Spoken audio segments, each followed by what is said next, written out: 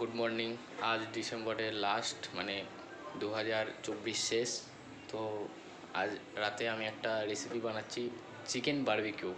জানি না রেসিপিটা কীরকম হবে, তো বানাচ্ছি মানে নতুন ট্রাই করছি, তার সাথে সাথে তোমাদেরও দেখাচ্ছি। চলো, দেখতে পাচ্ছ মাংসটা চারিদিক দিয়ে কেটে কেটে নিয়েছি, গোটা একটা লেগ পিস কেটে কেটে নিয়েছি। এখানে আদা রসুন যা যা যাবতীয় সব পেস্ট করে নিয়েছি। দিয়ে আমি এখানে 1 চামচ ধনিয়া গুঁড়ো দিয়ে দিলাম, 1 চামচ গরম মশলা দিয়ে দিলাম, 1 চামচ জিরে পাউডার দিয়ে দিলাম, 1 চামচ ব্ল্যাক পেপার দিয়ে দিলাম, সব 1 চামচ করে দিয়ে দিলাম। যতটা প্রয়োজন ততটাই মশলা দিয়ে দিলাম। স্বাদ অনুযায়ী একটু নুন দিয়ে দিতে হবে।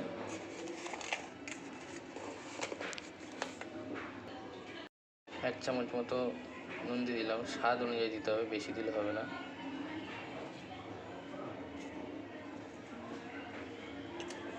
ব্যাস, সব মশলা আমার দেওয়া শেষ। মশলাটাকে এবার মাখিয়ে তারপরে এখন একটা বাকি আছে,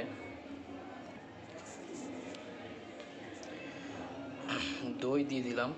কেননা বারবিকিউতে দই হচ্ছে পার্মানেন্ট দিতে হয়। বেশি দেবো না দই, পরিমাণ মতো মেপে দিতে হবে। অনেকটা টক জল মিশিয়ে লেবু জল দিয়ে দিতে হবে এতে। আর মশলাটাকে ভালো করে মিশ্রণ করে নিতে হবে। মশলাটাকে ভালো করে মিশ্রণ করে নিয়েছি।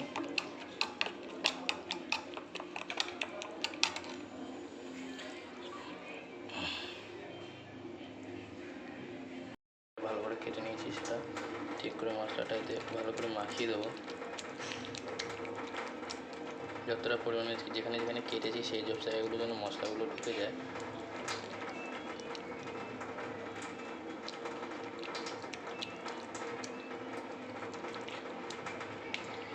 এতে তেল দেওয়া দরকার। তেলটা যখন হিট দেব তখন ওইখানে অল্প অল্প করে দিতে থাকবো।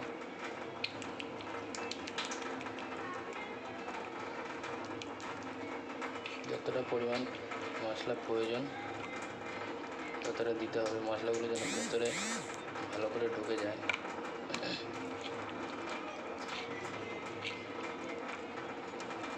প্রথমবার করছি চিকেন বারবিকিউ, জানি না আদৌ খেতে পারবো কি।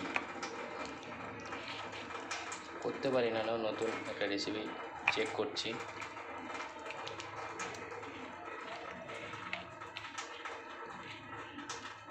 মশলাটা যত পারলাম ভেতরে ঢুকি। তো আমার চিকেনের উপর পুরো মশলাটা মাখানো হয়ে গেছে। চলো এটাকে ফ্রিজ করে দিই। রেডি, এটা আমি কিছুক্ষণের জন্য ফ্রিজ করে দেবো।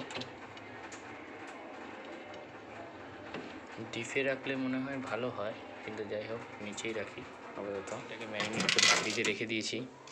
এবার সেটাকে তুলে নিয়ে আসবো। দেখো, চিকেন বারবিকিউ আমি বানাচ্ছি। চিকেনটা আমি এর উপরে আস্তে করে রেখে দেবো। আস্তে করে রেখে দিলাম। কিছুটা মশলা আছে, সেটা আমি উপরে আস্তে আস্তে করে দিয়ে দিতে থাকবো।